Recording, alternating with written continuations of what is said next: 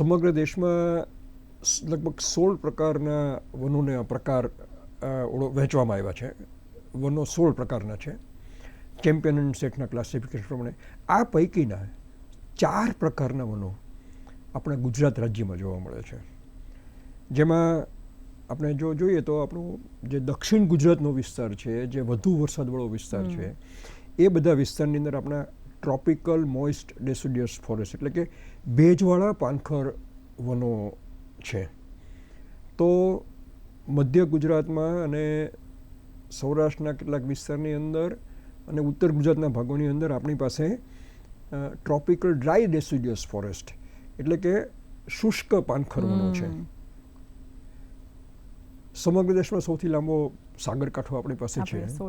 એટલે આપણી પાસે લિટોરલ અને સ્વેમ્પ ફોરેસ્ટ, જેને સામાન્ય ભાષામાં આપણે કહેવું હોય તો ચેરના જંગલો જે છે એ પણ ખૂબ જ વિશાળ પ્રમાણમાં છે. અને ચોથો પ્રકાર આપણો જે સૌરાષ્ટ્ર અને કચ્છનો જે છે, જ્યાં કચ્છ તો સાવ રેન શેડો વિસ્તારનો છે, સૌરાષ્ટ્રમાં એ પ્રમાણમાં વરસાદનું પ્રમાણ ઓછું છે. તો આ વિસ્તારની અંદર આપણી પાસે જેને આપણે કાટાળા વનો કહીએ, ધ સ્ક્રબ ફોરેસ્ટ, એ આપણને જોવા મળે છે. એટલે 4 પ્રકારના વનો આપણી પાસે ગુજરાતની અંદર છે. અને જો સબટાઇપ્સ ગણીએ તો એ આંકડો લગભગ 11 પ્રકારે વહેંચાઈ જાય, અલગ અલગ પ્રકારના જો આપણે જોઈએ તો. આ વહેંચણી જે છે એ થોડીક આપણને રસપ્રદ છે. 50% આપણા જે વનોનો વિસ્તાર જે છે સૌરાષ્ટ્ર કચ્છમાં આવ્યો. અને એને કારણે થઈને સૌરાષ્ટ્ર કચ્છની અંદર મોટાભાગના વનો જે છે એ આપણે કાંટાળા વનો છે.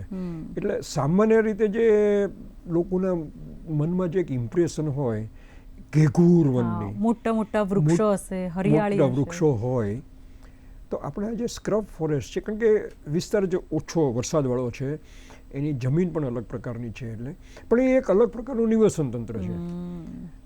વાઇલ્ડ લાઈફના પોઈન્ટ ઓફ વ્યૂ જ્યારે જોવા જઈએ તો આ જ વિસ્તારો સૌથી વધુ પ્રકારની જૈવિક વિવિધતા ધરાવે છે. એટલે કે વન્યજીવો, સસ્તન પ્રાણીઓની, પક્ષીઓની આ વિવિધતા આ વિસ્તારોમાં આપણને વધારે જોવા મળે.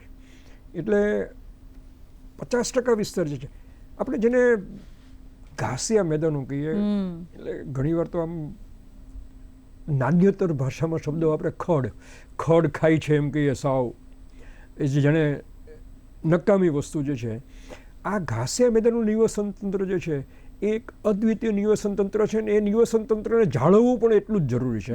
કારણ કે ઘાસિયા મેદાનો જે છે તો એની અંદર આપણી પાસે કાળિયાર છે, ગોરાડ છે, આપણા ટીલોર છે, તો એ પ્રકારના પક્ષીઓ, વરુ, તો આ બધા વન્યજીવો જે છે એ આપણને વધારે પડતા આપણને ઘાસિયા મેદાનમાં જોવા મળવાના છે. તો ઘાસિયા મેદાનો પણ એટલા જ આપણી માટે અગત્યના, મહત્વના છે. એટલે ગુજરાત વનોની દૃષ્ટિએ અને વન્યજીવની દૃષ્ટિએ ખરેખર સમૃદ્ધ છે, એમાં કોઈ પ્રશ્ન જ નથી.